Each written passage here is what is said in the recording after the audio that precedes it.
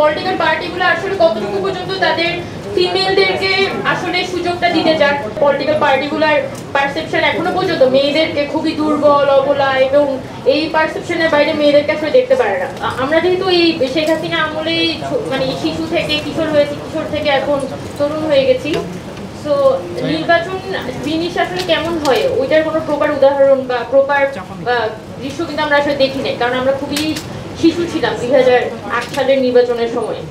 আমাদের political পার্টিগুলোর perception এখনো পর্যন্ত মেয়েদেরকে খুবই দুর্বল, অবলা, এবং এই পারসেপশনের বাইরে মেয়েদেরকে আসলে দেখতে পারে না। যে আমাদের পলিটিক্যাল পার্টিগুলোর যে সিস্টেম, পলিটিক্যাল পার্টিগুলো আসলে কতটুকু পর্যন্ত তাদের ফিমেলদেরকে আসলে সুযোগটা দিতে চান এটার উপরও যেমন নির্ভর করে, আবার একই সাথে আমাদের অন্যান্য সোশিওলজিক্যাল ফ্যাক্টর যেমন আছে। যে যদি আপনার মানে যদি হচ্ছে আপনার নির্বাচনী কেন্দ্রের মধ্যে এরকম মারামারি হানাহানি হয়, তাহলে এই দায়িত্বটা তো অবশ্যই এখানে নির্বাচন কমিশন এবং আমাদের যে পুলিশিং সিস্টেম তাদেরকে নিতে হবে।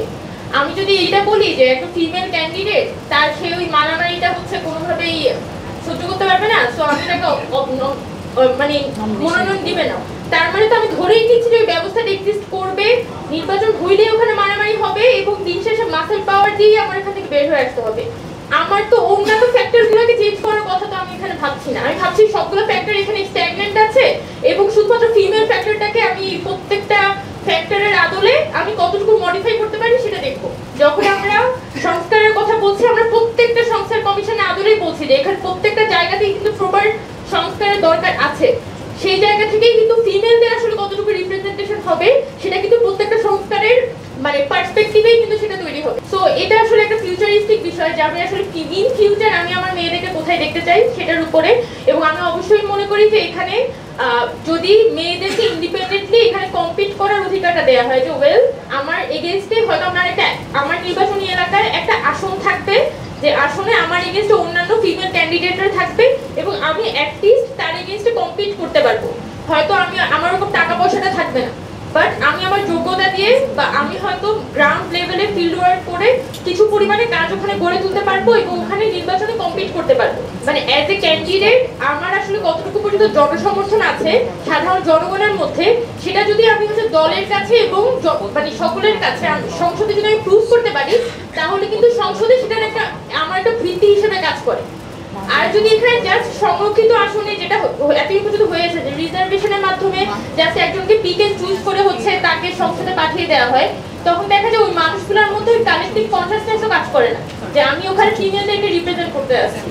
সো দ্য মেইন জিনিস হচ্ছে আমার প্রথমে এই যে ফর্মেই আসলে ইলেকশন হোক, 20% যাচ্ছে নাকি 10% যাচ্ছে নাকি 25% যাচ্ছে, তার থেকে বড় কথা যে আমার যে পার্সেন্টেজে যাক না কেন বা আমার যতটা মানে এক্সট্রা আসন থাকুক না কেন, আমার এখানে ইলেকশনটা হতে হবে যাতে ফিমেলরা এমপাওয়ার্ড ফিল করে এবং তারা যাতে জনগণের সাথে কানেক্টেড হওয়ার সুযোগটা পায়।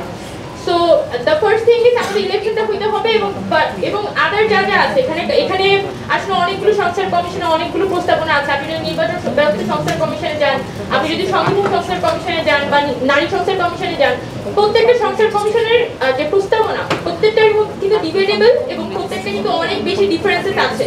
সো ডিবেটটা হওয়ার মাধ্যমে আমরা আসলে কতটুকু সিট বের করে আনতে পারবো বা ফিমেলদের জন্য আসলে কতটুকু রিজার্ভেশন আমরা এখানে থেকে বের করে আনতে পারবো, এটা অবশ্যই একটা ডিবেটেবল ইস্যু।